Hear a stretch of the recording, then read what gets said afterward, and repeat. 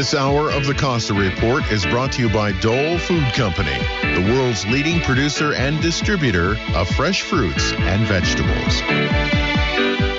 Welcome to the Costa Report. I'm Rebecca Costa, and thank you for joining me for another 2 hours of straight talk radio. Before we get the program started today, I want to take a moment to thank listeners for their comments on my article about gun control, which appeared in USA Today this week. If you missed the article, you can still grab it online by typing in USA Today and Rebecca Costa on your computer or mobile device.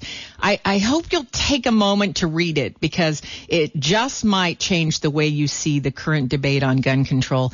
My guest today is also here to shed light on an equally important controversy. In just a few moments, the man largely responsible for getting the mess which Hurricane Katrina left behind under control will be with us to talk about why recovery efforts following Hurricane Sandy have continued to stumble in spite of millions and millions of dollars of relief monies. He'll also weigh in on the recent corruption charges levied against former New Orleans Mayor Ray Nagin, who is alleged to have accepted favors from private individuals and contractors during and after the Katrina cleanup. We're privileged to have with us the man known as the Ragin' Cajun, General Russel Honoré, with us on the program today.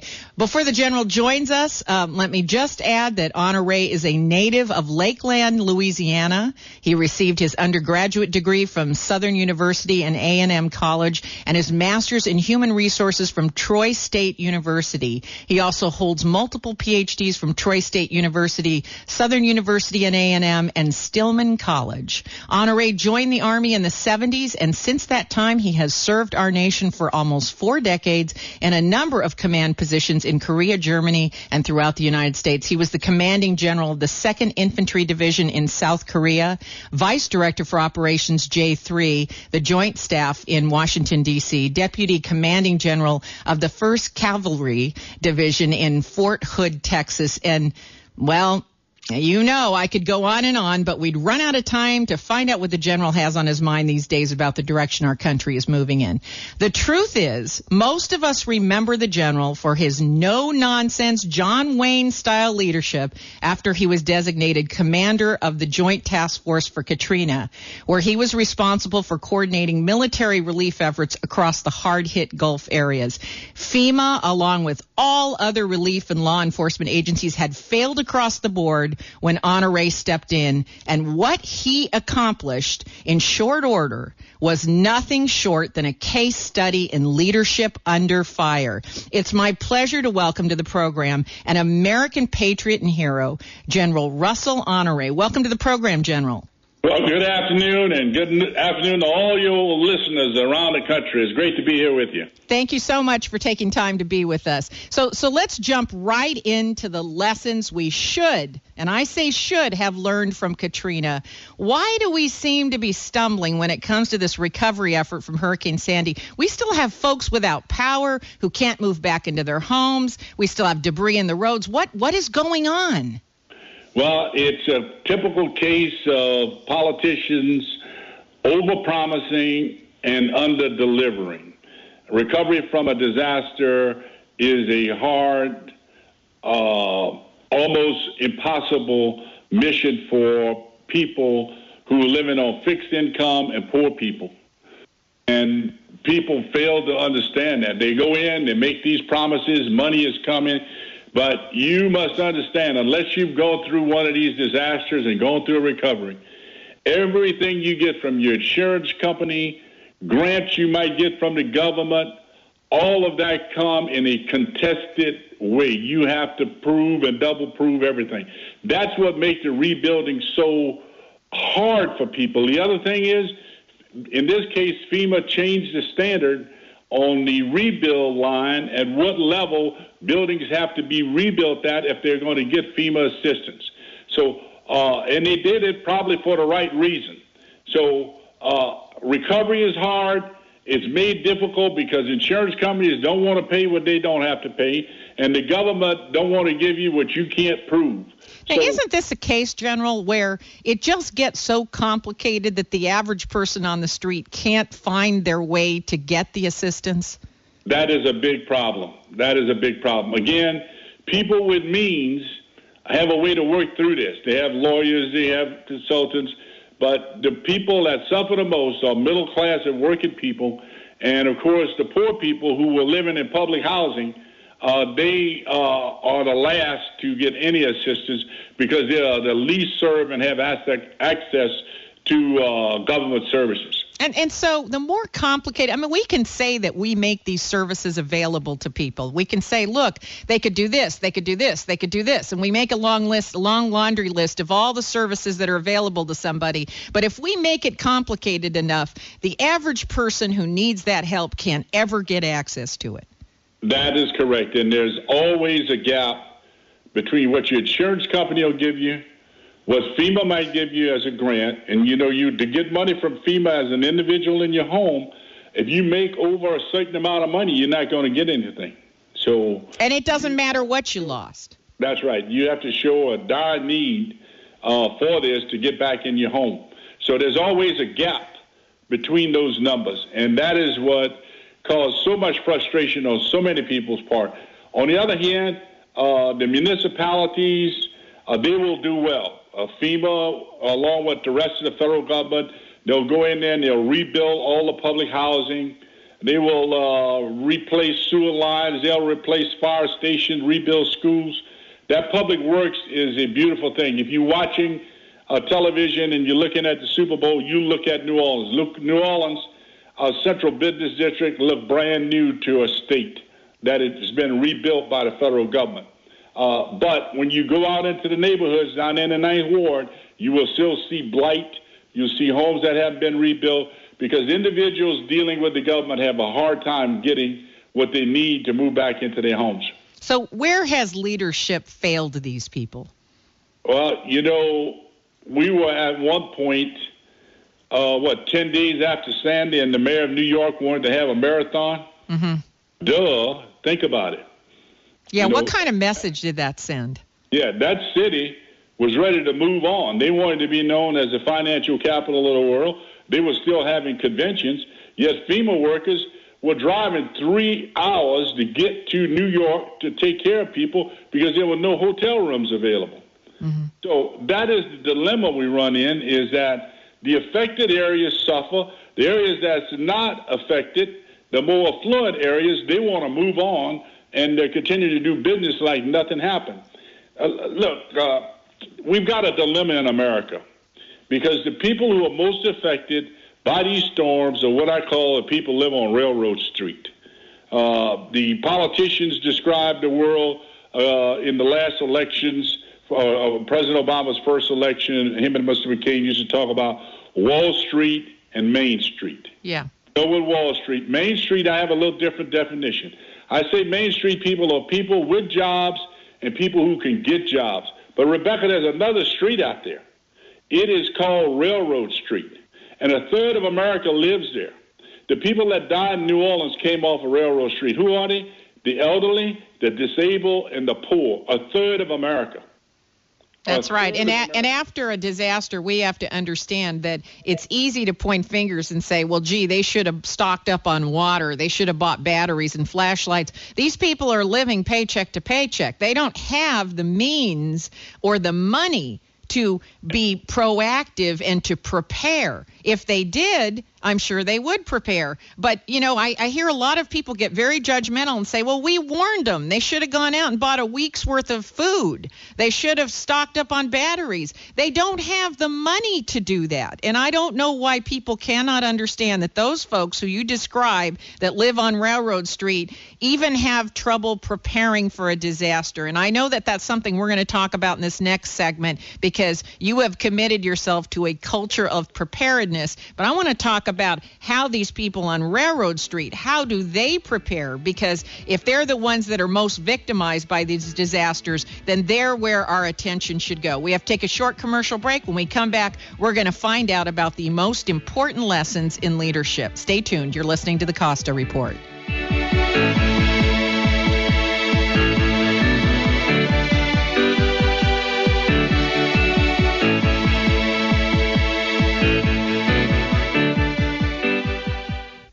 Just about everyone knows that fruits and vegetables are good for our health, but not everyone knows how to build a healthier plate.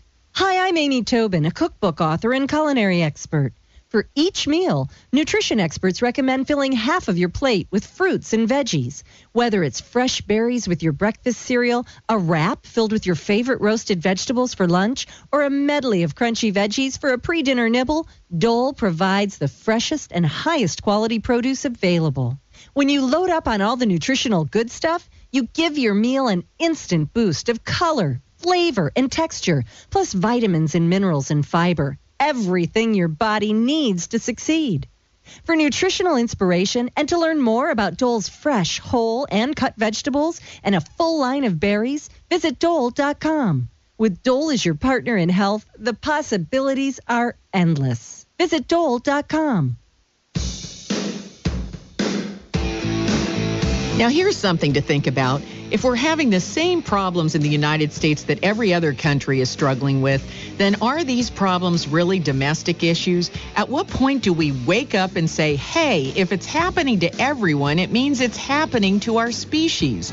That's why I'm asking you to read The Watchman's Rattle, because when you do, you'll see that the very idea that there are domestic and international threats is a myth. All of the problems we face today, problems like unemployment, debt, climate change, terrorism, nuclear proliferation, even the spread of pandemic viruses involve other nations. So please take a moment to pick up The Watchman's Rattle. It's a perspective you'll not find anywhere else, and it offers us solutions you won't find anywhere else. Get The Watchman's Rattle. Do it now. You'll be glad you did.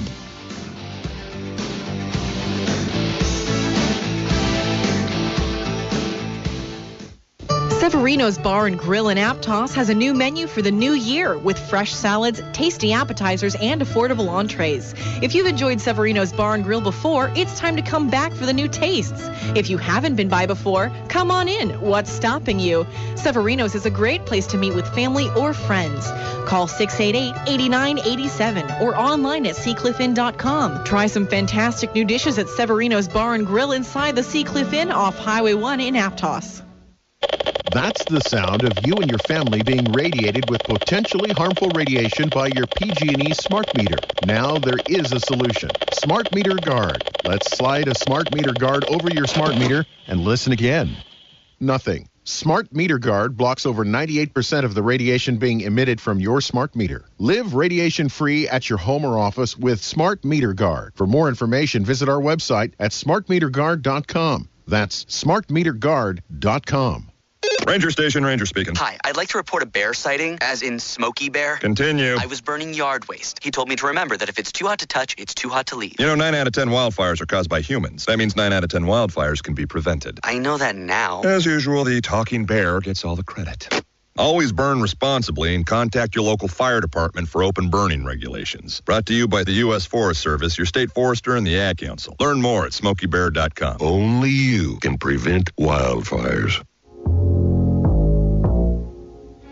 Dave Allen here. Remember this, Sundays, 4 p.m., for an array of different world-acclaimed, eclectic, esoteric conversation and guests. Every Sunday at 4 p.m., right here on AM 10 KSO, and realize why. I'm not going nowhere.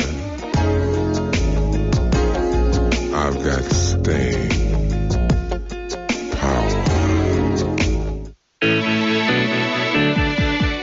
Welcome back to the Costa Report. I'm Rebecca Costa, and my guest today is the individual largely credited with bringing law and order back to New Orleans and for the successful recovery effort following Katrina, General Russel Honoré. Now, General, I read your book on leadership, and one of the first principles you talk about is the fact that a leader must learn to do the routine things well. So here's my question. Are sudden disasters like Katrina and Sandy or even a terrorist attack part of what you mean are routine things? Is this the new normal?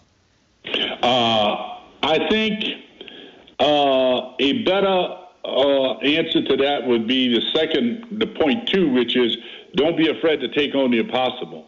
Because the definition of a disaster is that you've been overwhelmed. Your government cannot handle the situation. Doing the routine things well is leaders, such as these mayors and governors, are becoming familiar with the disaster response plans and they are familiar with the language and what to ask the government for in terms of preparing and doing the routine things well. They understand what is the most dangerous scenario that might happen in their city, and then the consequences of that. That would be what leaders like mayors and governors need to be most concerned with. And then not being afraid to take on the impossible, because when you hit a disaster hit you, you are not going to be able to control the outcome unless you're well prepared, and people are going to die, and you need to be prepared to deal with that and tell people where they can get help and make sure you're sending help to the most vulnerable population. When you walked into, now I happen to know a little bit about what happened in Katrina and also on other on-the-ground disasters, because you may not know this, General, but I'm a first responder for the American Red Cross. So I know that frequently when I walk in, I'm walking into chaos. When you walked into Katrina, you were walking into a war zone. Yes. Now, how did you secure that war zone? What was it that you did to get control over that large territory? Well, number one, to get people the ability to talk with one another, hand out satellite phones to every mayor I ran into that didn't have one, and to get them to start talking to one another as opposed to just talking to the press. Number one. Number two, that the disaster caused the biggest problem.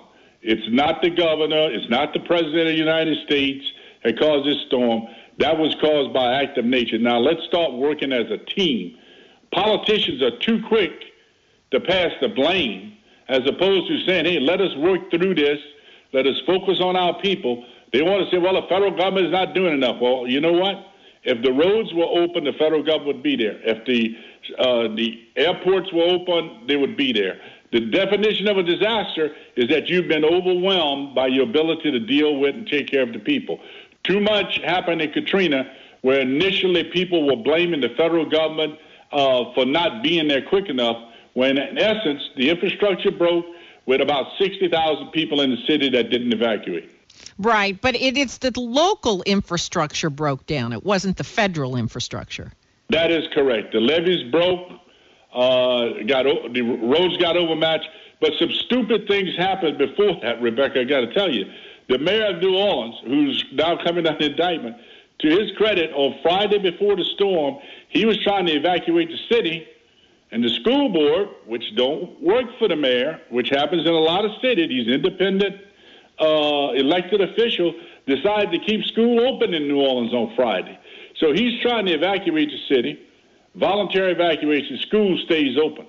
And he doesn't have the authority to close the schools. Right. In most cases, unless there's a state of emergency been declared, if it's constitutional that the mayor can do that, they don't have the authority. The other thing is, the Saints played a football game that Friday night. Yeah. The president is on the television telling people, hey, this storm is coming in the Gulf. Get ready to evacuate. Well, guess what? 80% of the people did evacuate. That Saturday morning, Katrina came Sunday. Saturday, LSU had a football game in Baton Rouge, 80 miles away. Now, what do you say to people? Okay, so I've got to ask you this. What do you say to people who say 80% were smart, they listened to the mayor, they evacuated, the other 20% got their just desserts? No, the people that didn't leave, storm came on the 29th of the month. That's Railroad Street population. Most of the people that died were from Railroad Street. They had no way to get out. Did they have a way? Were there ways for the people on Railroad Street to get out? There was some on Saturday, but by that time, the majority of the people that were leaving in cars, the streets was all backed up. That plan could have been better, but you got to understand, the people that did not evacuate were least connected to what was going on. We think everybody's on the internet. We think everybody at that time had an iPod. They didn't. The elderly, the disabled, and the poor are not as connected as the rest of the community.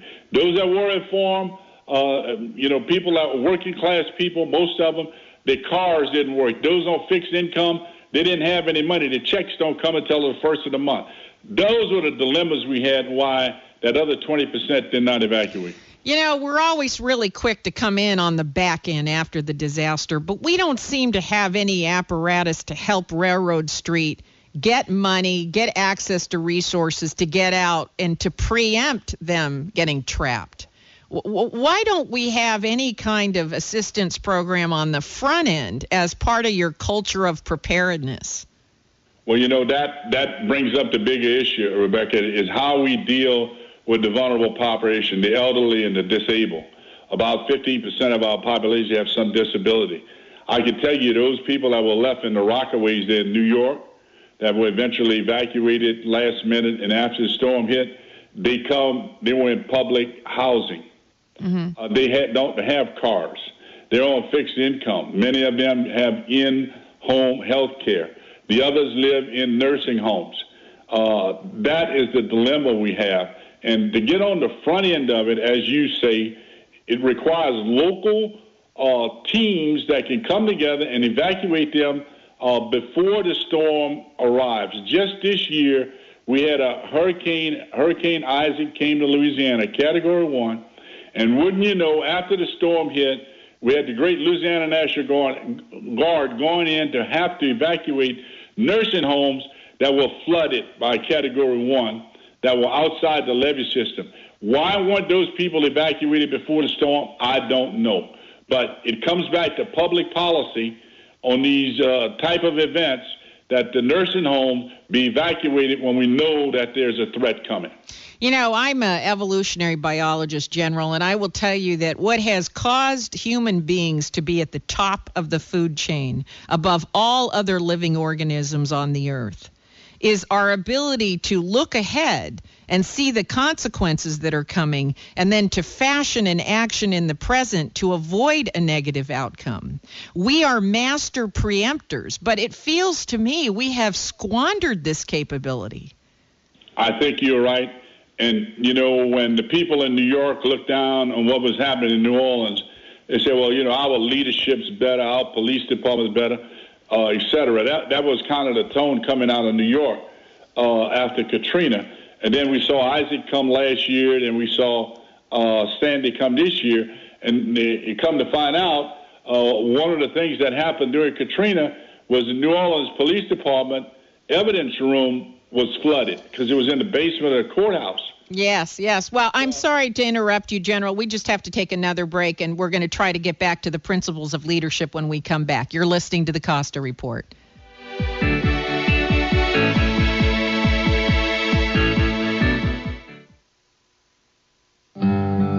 We all know that the wrong time to start planning is when we're under fire and there is no time to plan. But it's also true that most of us are not prepared for when we or a family member suddenly needs expensive nursing home care. Take your estate, for example. Whether it's small or large, how sure are you that your will is legal? Are your children poised to avoid costly probate and reap the benefits of what you want them to have? Or will they be left, like 7 out of 10 families are each year, with piles of paper and no idea what your intentions were? My name is John Lawton, and I have been helping families through their most difficult transitions in life for over 3 decades.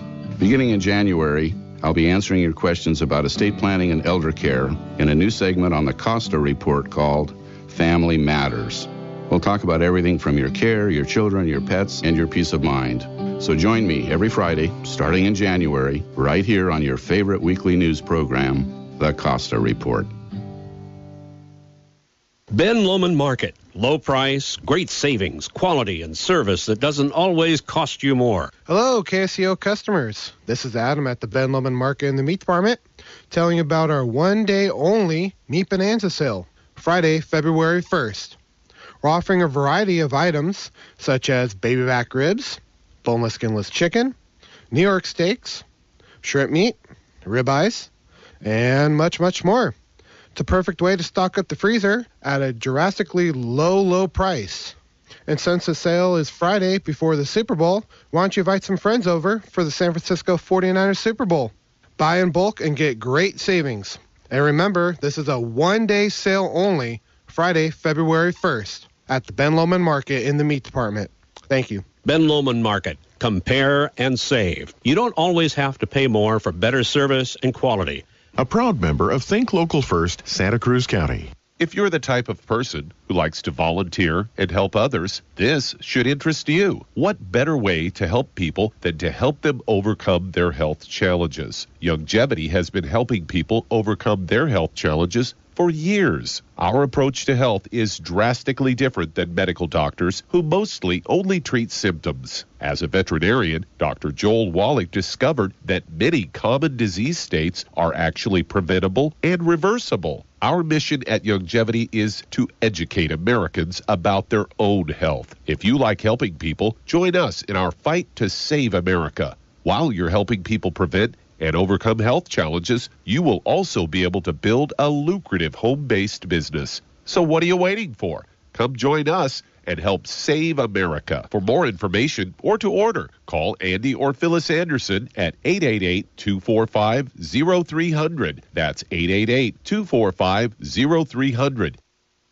But T, we're going to do 25 now, 50 now, 75, we're going to go 300, 325, 350, 375, we're going to go 400, 425, 450.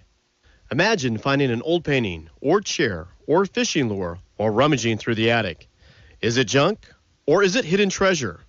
Hello, I'm Rob Slowinski of Slowinski Auctions and Appraisers in Scotts Valley. Before you throw that item out, you better make certain it's not hidden treasure. And the way to do that is to join me at 2 p.m. Saturday afternoon here at KSCO for Hidden Treasures Radio Show. Put that item on the table in front of you and call the show. We'll figure out what that item is, where it came from, what it's worth, give or take. So don't throw that item out. Instead, join me, Rob Slowinski of Slowinski Auction Company, Saturday afternoon at 2 p.m. for Hidden Treasures Radio Show. Is it junk or is it hidden treasure? Welcome back to the Costa Report. I'm Rebecca Costa, and my guest today is General Russel Honoré. And before the break, you were making the point that we have the ability to preempt, but we don't always use it, and we seem to be focused on these disasters after the fact. I wanted to give you an opportunity to finish your point, General. Yeah, I think the concept of being prepared is critical. When you asked earlier about how do we prepare a railroad street, we work on informing them. We need to teach first aid in our schools, as well as to encourage people to volunteer, and for the government to recognize that they've got to focus on the most vulnerable population before, during, and after. A lot of the response that happened is, how do we protect people from looting? You'll see the police is more focused on that than they are many times, and actually going into old apartments and seeing how people are doing. So we've got to do better at that. We can do better, and this is what we need to do to create that culture of preparedness. Now let's talk about the third principle of leadership. Don't be afraid to act even if you're being criticized. Absolutely. That is a message right now when we look at our leaders and what they're sidestepping. They're sidestepping the human capital in America. You know, we're importing skilled workers, nurses, and doctors. Yet, if you take right here in Louisiana, we put more of our young men from poor communities, particularly African Americans, in jail than we have in college. We've got to fix that in all of America. I can tell you the shooting problem in Chicago has much to do about poverty-stricken community as it has to do with the availability of guns. We've got to fix that, and we can't look the other way, because unless we fix that, we're going to continue a cycle from cradle to prison system in these poor communities, these urban areas, where these young people are growing up, they're undereducated, underserved, and they end up shooting somebody, doing drugs, or going to prison. We've got to stop that cycle. But aren't all our leaders take that on? But General, aren't all our leaders dependent on popularity? No popularity, no reelection, no campaign money. I mean, how do they decide it's okay to be criticized and be a good leader and act for the greater good? How can they do that? Their careers would be very short-lived.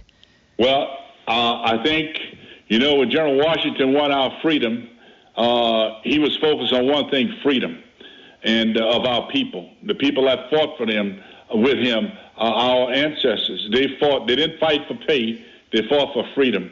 We've got to have a clear understanding that progress and freedom is not free. It comes with sacrifice, and leaders need to be prepared to do what we have to do to invest in our human capital, that part that's not participating in the economy, that's disengaged because they're not educated, and it looked like we don't care about them. I spoke to one politician that we'll just build more prisons. I said, well, how's that working out, buddy? Yeah, that's right. We keep building more prisons, cause more money. We're just basically warehousing a whole segment of our population. Right, and it goes back to young boys, males, in these poor communities that are not reading at fourth grade reading level. There are tests that being done in America right now, or surveys, to determine how many prisons we're going to need in 20 years, looking at fourth grade reading level inside some of the... Isn't it awful that we can predict how many prisons we need by literacy levels? That we can do the math and be able to predict how many cells we need. I mean, we're in such a ditch in terms of our thinking, and I couldn't agree with you more. Now we've been talking about leadership, and so let me ask you about former mayor of New Orleans, Ray Nagin. He's been indicted on corruption charges for accepting personal favors and bribes during and after the Katrina recovery. Now, one of the things I know is that the two of you have radically different styles of leadership. So I just wanted you to talk a little bit about what it was like working with Nagin when you landed there. Well, it was different. You know, he was emotionally charged. He was tired. He was being beat up pretty well in the press. And his response was to yell back that he needed help from the state and the federal government, and that it appeared that nobody wanted to help him.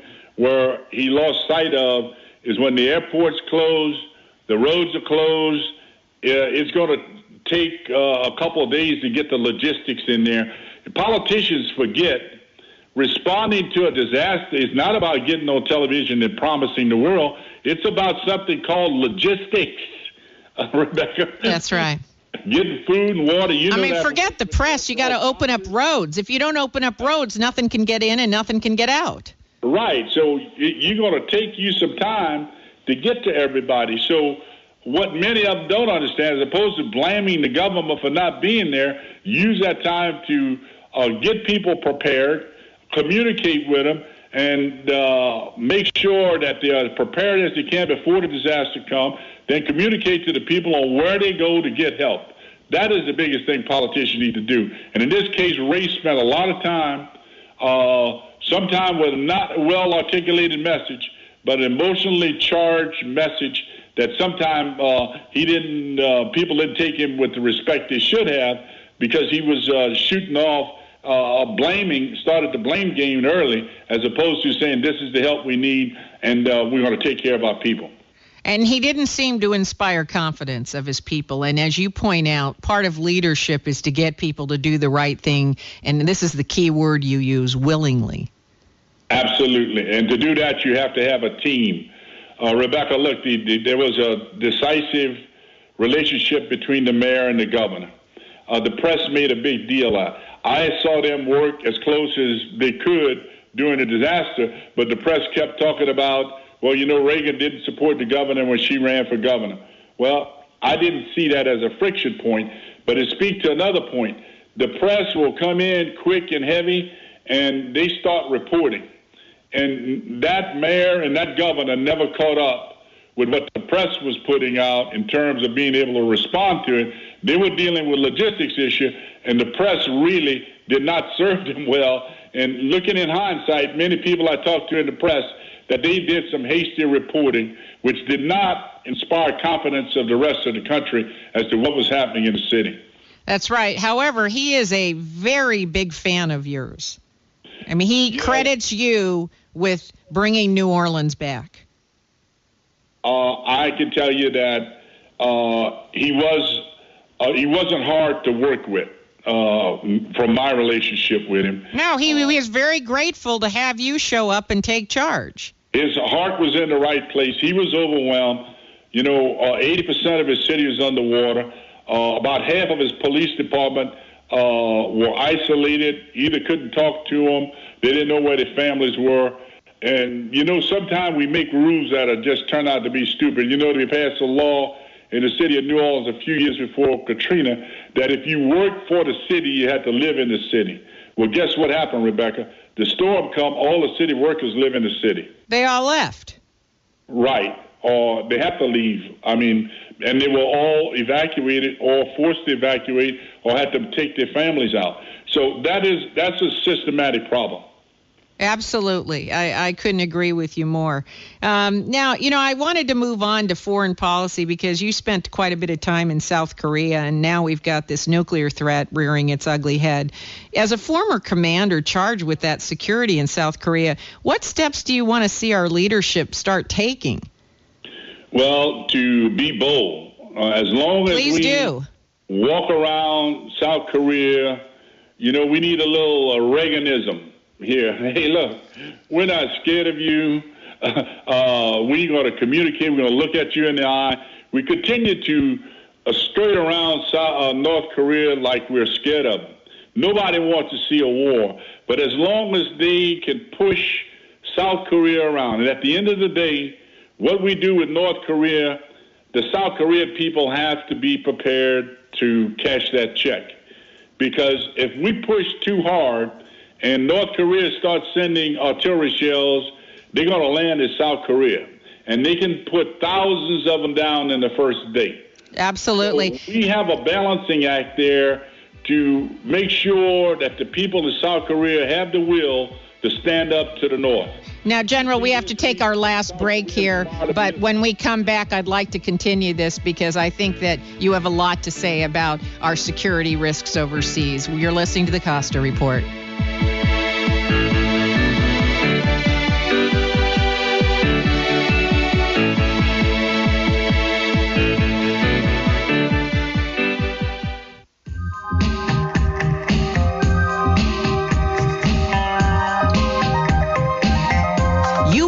And we listened. The new and improved paperback edition of The Watchman's Rattle is now available in bookstores everywhere, including airports across the country. If you've been hemming and hawing about not having time to go online or pick up a copy, well, now you don't have any excuses. Find out why government gridlock, terrorism, epidemic obesity, crime on Wall Street, even problems with education and health care have an evolutionary basis to them. Because when you do, you'll never look at our problems the same way. So pick up the freshly printed paperback edition of The Watchman's Rattle. Don't wait. Do it now. Give yourself a real reason to feel optimistic. That's The Watchman's Rattle, available everywhere you are.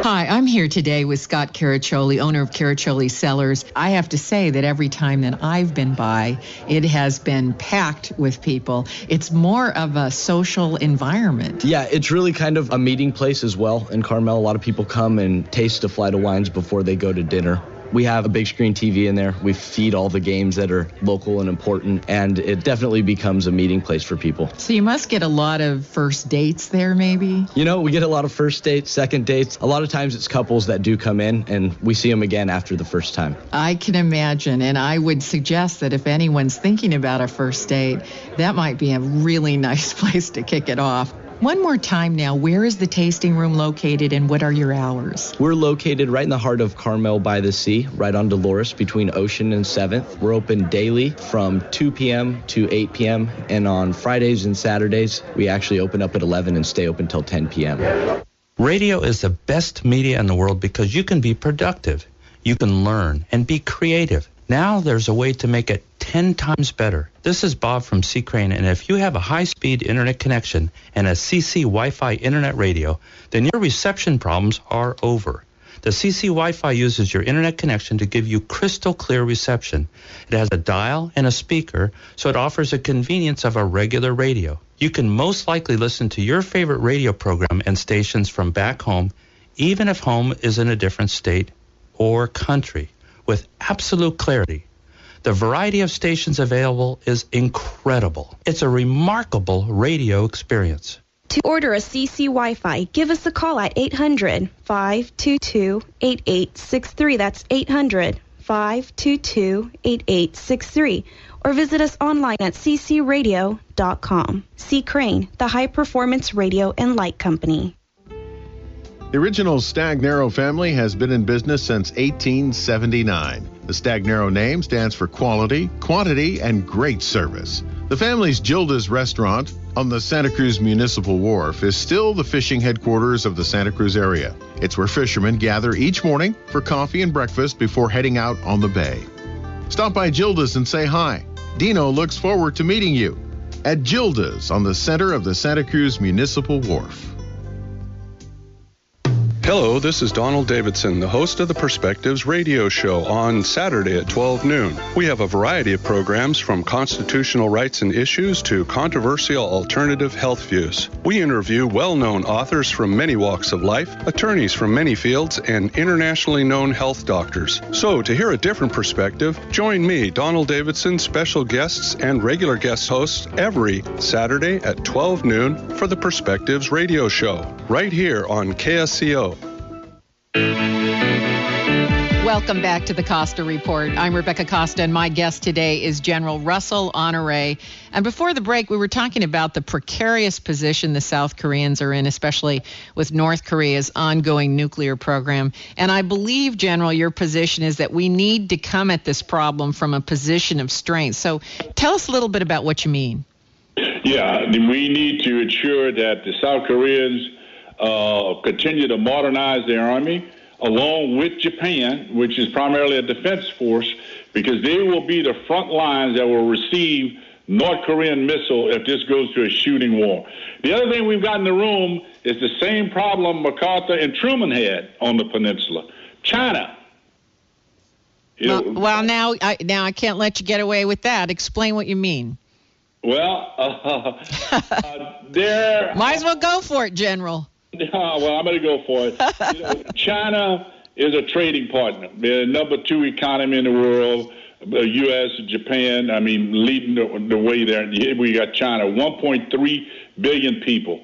What you won't see people talk about is China is not anxious to see peace between North and South Korea. The South Korea economy, people make 20 times more per capita than the people in North Korea. The South Korea democracy, the population is double of North Korea since the Korean War. So are you saying that South Korea, are you trying to say that... in South Korea coming to its border and bringing that level of freedom and democracy to its people? So are you saying that South Korea is not only a competitor to China, but it sets a bad example as a democracy, a functioning democracy? Well, South Korea is a functioning democracy. China does not want that level of democracy on its border. I see. And so they're not anxious anytime soon to see a resolution between North Korea and South Korea. But doesn't North Korea's nuclear program pose an equal threat to China? I can't imagine any country in Asia wanting to see the head of North Korea get a hold of a nuclear weapon. Can you? Well, I think China is playing front room, back room on us. Ah, boy. And in the meantime, any disturbance that North Korea creates cause the U.S. to spend resources, energy, political, economic, military capital to keep the North Koreans in check, which means that gives China, we're a competitive nation with China, to be able to put its resources in other things. That is my take on it. At the end of the day, it's the same problem Truman had. How do we keep the Chinese in check? At the same time, how do we have an economic relationship with China and borrow money from them, creating wealth in their country and building things in China so we can buy it cheaply in our big box stores here in America? That's the dilemma. Can you have an economic relationship with an enemy? Well, let me put it this way. We've got about 310 million people that we know about. China has 1.3 billion. That is the challenge. And at some point in time, how do we kind of keep China in the box from being aggressive? China is moving forward with getting themselves an aircraft carrier. That 1.3 billion people, all of them have needs. We've tried to do that through trade and through negotiations with China. See, we don't call them 1.3 billion people, General. We call them 1.3 billion consumers. That's how we look at them. And I'm not sure that's such a great trade to get at more consumers, is it? It's not a great trade. And you got to remember, the size of the Chinese army is not based on their enemies, but it's big as it is to control the people inside of China. And you've got to remember, China on another level, on a daily basis, is doing cyber attacks on the United States of America, downloading information in any place they can, and they're a major threat in the cyber world in terms of computer attack.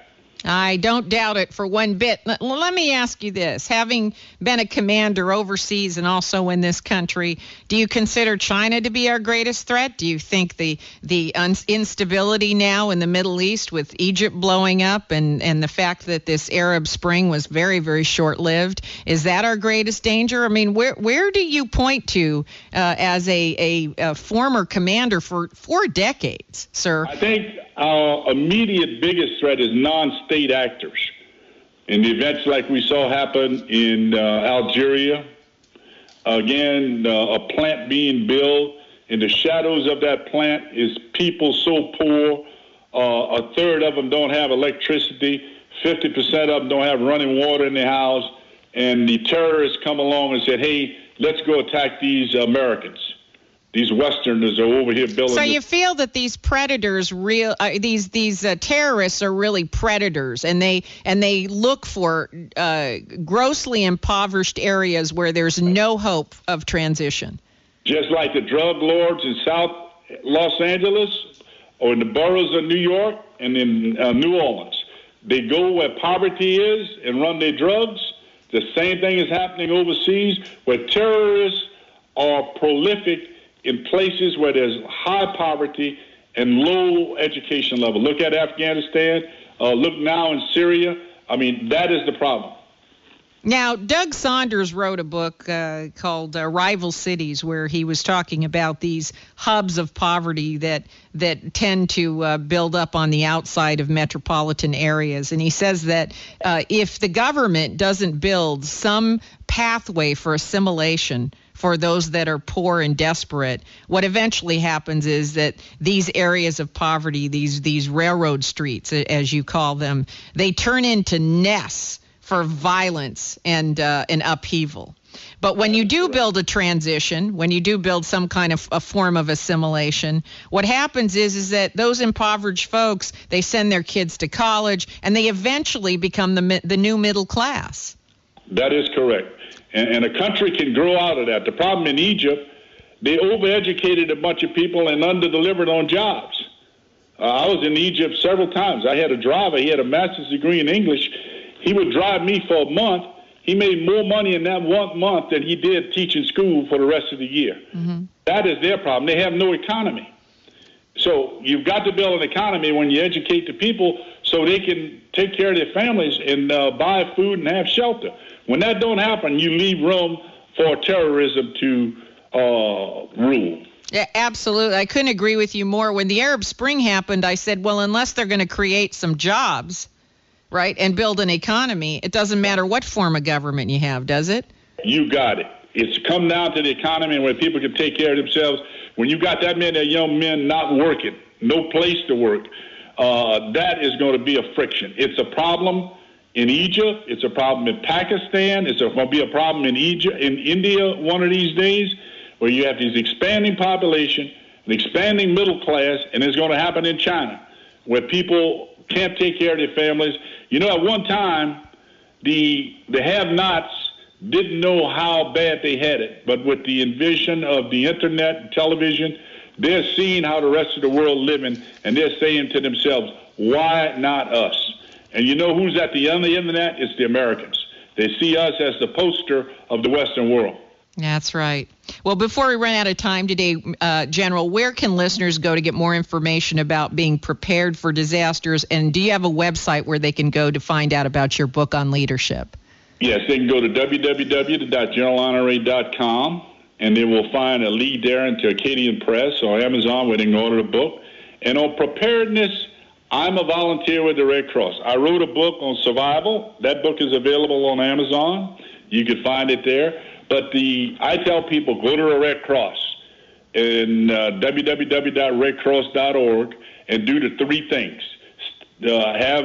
Be prepared, have an evacuation plan, have 3-day supply of food and water, and stay informed. Red Cross has the doctrine. They will come to your office and train you, or you can go to the Red Cross office and they will train you. So stay informed, have that 3 to 5 day supply of food and water, and have a weather radio so you can stay informed. Absolutely. That Red Cross doctrine works.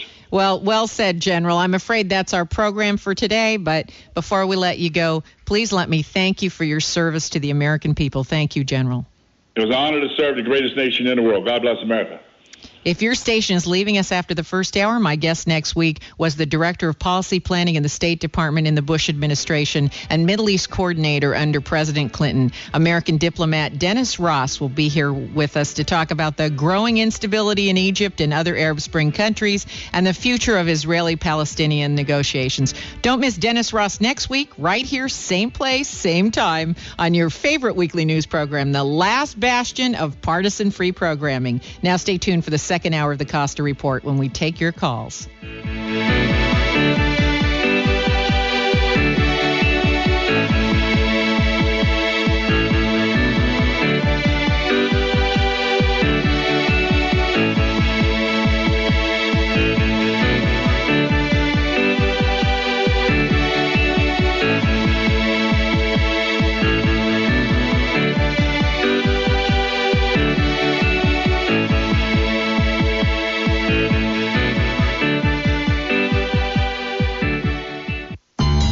Hi, I'm Judy Profeta, owner, broker, and active real estate agent of Alon Pennell Realtors, a locally owned real estate company. We've operated on the peninsula for over 16 years, currently located on the corner of Ocean and Dolores and Junipero between 5th and 6th in downtown Carmel. We serve the Monterey Peninsula, focusing on Carmel, Pebble Beach, and the Carmel Valley. Our firm of about 50 agents represents everything from Carmel Cottages to Pebble Beach Estates and oceanfront properties to Valley Vineyards. We are actually known for our vast inventory of fine properties. Drop by and see us, or better yet, visit our website at apr-carmel.com. That's apr-carmel.com. Or you can give us a call at 831-622-1040 and make sure you tell them Judy sent me. Discover the difference at the Garden Company. The difference in the way you're greeted. The difference in the quality and diversity of our plants. The difference in the knowledge of our staff and their commitment to your positive shopping experience. Hi, I'm Charlie Koopman of the Garden Company Nursery and Gift Shop, a family-owned garden center since 1986. Let us help you create colorful containers for your deck, a fragrant planting for your entry, or an edible landscape for your personal harvest. You'll find everything you need: perennials, shrubs, vines, fruit trees, organic vegetables, earth-friendly products, pottery, soils, and much more. And there's our incredible gift shop with exquisite gift ideas for office parties, hostess gifts, Mother's Day, or any occasion. Discover why Good Times readers voted the Garden Company best nursery and garden supply. The Garden Company Nursery and Gift Shop, a proud member of Think Local First, 2218 Mission Street, across from Safeway on the west side of Santa Cruz. The Garden Company Nursery and Gift Shop, a family-owned garden center since 1986. From San Jose to Salinas, Red Hot News Talk, AM 1080 KSCO Santa Cruz.